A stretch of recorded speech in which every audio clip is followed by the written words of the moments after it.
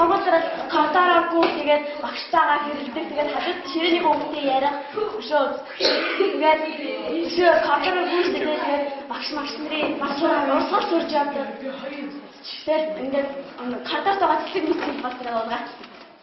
За. Манай